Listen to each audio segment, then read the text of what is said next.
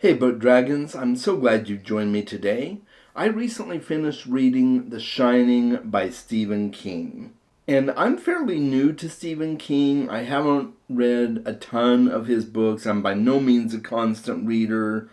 I've read the Dark Tower series, I've read Salem's Lot, I've read It, and I've read The Stand, and that's all I've read. And my experience with Stephen King has been kind of hit or miss. Salem's Lot is my favorite book that I've read by him, and I was really excited going into The Shining because I'd heard really good things about it, and I was really hoping I'd enjoy it. So I'm looking forward to sharing it with you. I am going to do a review of the movie as well because I intentionally read the book and then watched the movie immediately afterward so that I could see how they compare. And so stay tuned to the end of the video. I am going to do a review of the movie there. And this review today will be spoiler free. I'm going to have a section at the very end, a very small section that's going to be spoilers, okay? So let's start with the book. The Shining follows Jack Torrance, his wife Wendy, and their young son Danny. They are the main characters in this story, and Jack has recently taken a position as the caretaker of the Overlook Hotel in a small town in Colorado. Jack is also a writer, and so he's hoping that the low-key atmosphere of the hotel over the winter months when nobody is there will be the perfect opportunity for him to finish a screenplay that he's working on. And so when they first get there, all of the employees that are leaving for the winter are telling them where everything is, showing them where they can sleep and eat, and showing Jack where he needs to do his maintenance and work at. And one employee in particular is the cook, Dick Halloran. He seems to be the one that clicks the best with the family, especially with little Danny, because Dick and Danny have something very special in common. And I'll get to that a little bit later. But what Dick alludes to, doesn't really go into a whole lot of details about, is that the hotel itself is very, shall we say, special. The Overlook has a history of celebrities and well-known people visiting the hotel over the decades. And early on in the story, Jack comes to find out some very special tidbits about some of the people who have stayed in the hotel over those decades. And the more he learns, the more obsessed he becomes over the hotel's history. And that's when everything starts coming apart at the seams. And I won't go into too many details here, but let's just say the hotel is a character in this story, and a very creepy character at that. And the reason this book is called The Shining is that Danny Torrance has a very special way that he connects with the world. You might call it a sixth sense. And if you've seen the movie The Sixth Sense, I'm just going to say it's very similar to that. You know, he can read people's thoughts. He can see things that have happened, both bad and good, in the past. And he can kind of see the future in a sense as well. That includes all the most horrifying things that have happened and the most horrifying possibilities. And his friend Dick Halloran takes Danny aside and tells him a little bit about what his grandmother used to call the shine, or people who are shining. They have these special abilities, and Dick is one of those as well, but to a little bit lesser extent than Danny. Danny is definitely one of the strongest in this area. And so as he peruses the halls of the Overlook Hotel, you can only imagine what he encounters. I'm going to leave it there as far as the basics of this story, and I'll leave you to read it to find out more details for yourself. So let's talk about what I liked about the story. And there's a lot to like here, guys. I absolutely loved getting to know the main characters. The history and background for Jack Torrance is elaborated on in really great detail. Not exhausting detail by any means. It's just the right amount of detail to get you invested in the character. We learn a little bit about his wife Wendy and his boy Danny as well. Very significant key moments in their lives as a family that brought them to where they are now at the Overlook Hotel. And I think this is some of Stephen King's finest character work that I've read, and just the character work alone helped me feel very immersed in the story. And as I mentioned earlier, the hotel itself is a character, and we learn a lot of really interesting details, creepy details about the hotel's past, the people who have owned the hotel over the decades. It's some really interesting stuff, guys. I just felt like this small little pocket of the world that Stephen King is building out for us was just so well done. And watching Jack Torrance as he gets more deeply connected to the hotel and starts spiraling down into madness, it's just fascinating to watch. And the way the ability of little Danny, the Shining, is presented in this story and used is also really fascinating. In my personal opinion, I think his dad has it too. It doesn't come right out and say it, but I don't think it needs to. We'll just leave it at that. But all in all, I just felt that all the characters and the hotel especially were just really drawing me in the entire time. The story was well paced. It didn't drag at all. Even some of the slower parts of the story, I didn't feel like they dragged because I was just constantly waiting for more information. And I love a story that does that. It was so well plotted, and it just kept pace so well. And even a few of the side characters that we saw throughout the story just added so much richness and depth to the tale that I didn't feel like there was any side character that didn't need to be there. So you might be wondering if there's anything that I didn't like about the story. And I have to say, guys, there really isn't, except for one thing.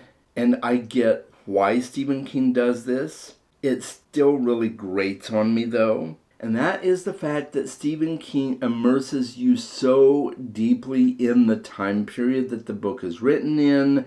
It's written in the 70s, and so there's still a lot of racial tensions that are very prominent at the time.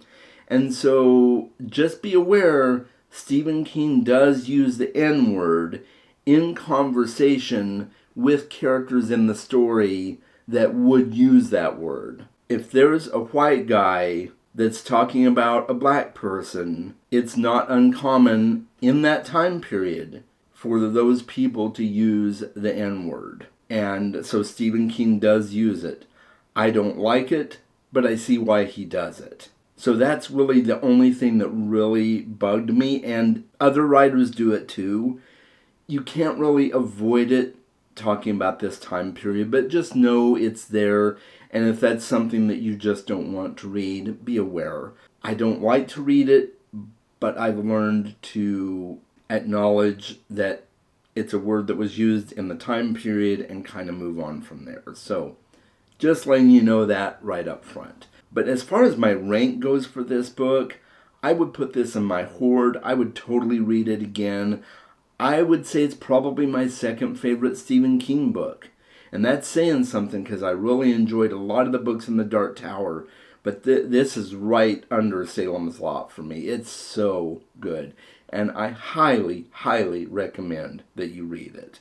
So let's talk about the movie. And just so you're aware, I am talking about the 1980 movie with Jack Nicholson, directed by Stanley Kubrick. I have not watched other adaptations. I know of at least one that I've heard is quite a bit better, but I haven't seen it. I also have not watched Dr. Sleep. I'll probably read the book and then watch that movie as well at some point. But now it's time to talk about the 80s movie, okay? I'm going to say right off the bat, there were a lot of things that bugged me about this movie. It was almost completely different than the book, which I get sometimes that happens.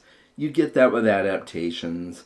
There were things from the book that were carried straight over into the movie, but then there were other things that I was just completely blindsided by.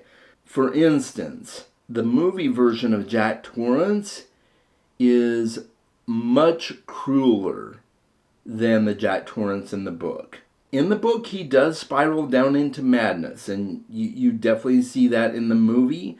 It's more rushed in the movie, I feel like. Jack is just really cruel to his wife a lot of the time in the movie, whereas it took almost the entire book for that to even be a possibility. So I feel like they just kind of really rushed things. And I was really happy to see that they did not whitewash Dick Halloran's character. He's still black in the movie. I was really happy to see that. But so much was left out or changed to kind of fit into a movie timeline.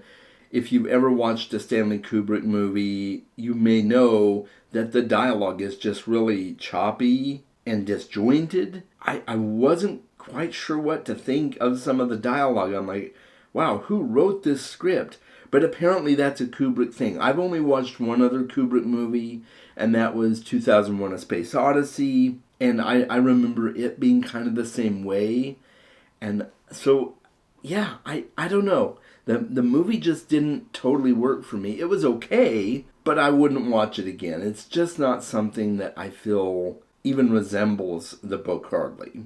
So that's my take on the movie. If I was to put the movie in a tier rank, it would go in my boring tier. It was just not that great. And I know a lot of people love the movie. I get it. That's totally fine. You have your tastes. I appreciate that. For me, it just didn't quite work. Now, I do want to talk some spoilers here. This is a section where I'm going to talk spoilers for the book and the movie. It's not going to be very long, but if you need to step away, I understand, okay? So I'm going to give you a second here. Have you stepped away? If you're still here, I'm guessing you want to talk about spoilers. There's a few things that really stuck out to me. Number one, the movie has a hedge maze as one of the main features on the campus of the hotel, whereas in the book, it's a topiary of hedge animals. So the hedges are carved to look like animals, and at certain points in this book, the animals come alive and terrorize Jack Torrance and also Danny Torrance. And even Dick Halloran told Danny, don't go near the playground. Don't go near the hedges. They come alive. And I thought that was a lot creepier. But I know for the time period that the movie was made in, they didn't really have the technology to portray that. So I know why they did the hedge maze instead. And that's, it's just a minor nitpick that I can't really fault because of the movie technology they had at the time. I think the bigger thing for me was the ending of the book. And I have 3 reasons that I hated the ending. Number one, Jack Torrance dies in a snowdrift inside the hedge maze. Whereas in the book, he dies from a wound inflicted by his wife trying to keep him from hurting her and Danny. And then eventually he's completely taken over by whatever monstrosity possesses the Overlook Hotel. And he eventually dies in the hotel. And so the ending was completely different. And also, there was one little side note to that I'll make, and that's that Jack Torrance eventually shows up in a picture of the headmasters of the hotel in the movie, and that wasn't really a thing in the book. I'm not exactly sure where they got that, but yeah, that was just kind of weird. And then in the book, the Overlook Hotel is burned to the ground because the radiator for the hotel that keeps it heated and everything and regulated explodes and the hotel burns down. And that didn't happen at all in the movie. I was just left looking at the Overlook Hotel as they drove away to escape it. And I'm just going, what in the world? To top it all off, this is the most egregious change that I personally think. And I don't know what the reasoning behind it is. I have my suspicions. But in the book, Dick Hallorann is the savior of the day. He is the hero of the story because he makes it back. Danny has been communicating with him through the shine. And Dick Hallorann comes back to the hotel, rescues Danny and his mother, and ends up becoming one of the close family friends at the end of the book. And in the movie, Jack Torrance kills Dick Hallorann. And then Wendy escapes with her son at the end of the movie in a snowplow, and they go off into the snowstorm, leaving the hotel. So I don't know if it was a desire to make Wendy the hero of the story. I don't know if it was a race thing, that they just didn't want to make a black man the hero of the story in the movie, which is really bad if you ask me if that was the reason. I have no idea. As I said, I have my suspicions, and that's kind of my suspicion, but I don't know. I can't say either way. But I really enjoyed the ending of the book with this awesome black character being the hero of the story, and then the movie just ruined that. So there are several reasons, as you can see, why I just did not like the movie that much. It was fine for one showing, but I wouldn't watch it again. So that's the end of my review for the book and the movie. Let me know what you think in the comments below. And if you stuck around for my spoiler thoughts on the book versus the movie, and you want to comment about those below as well, please do so. I will leave a spoiler comment section in the comments below so that you can comment spoilers if you want to. And until next time, guys, make sure you read more books. I'll talk with you soon. And I want to give a huge shout out to my patrons. Thank you for all you do to support the channel. I really appreciate you.